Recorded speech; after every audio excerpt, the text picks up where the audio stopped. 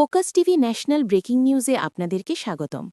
আসুন জেনে নিই আজকের প্রধান সংবাদ শিরোনামগুলো। দেশের আকাশে চাঁদ দেখা যায়নি, শনিবার ঈদ।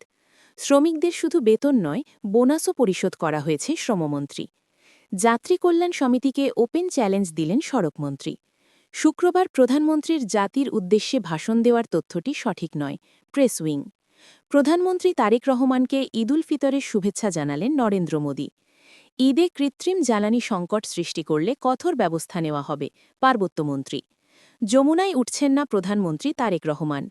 যাত্রী কল্যাণ সমিতির প্রতিবেদন সঠিক নয়, দাবি সড়ক প্রতিমন্ত্রীর। ঈদ যাত্রা নিয়ে সরকারের প্রস্তুতি সফল, সড়কমন্ত্রী। জামায়াতের বক্তব্য নিয়ে চীনা দূতাবাসের উদ্বেগ।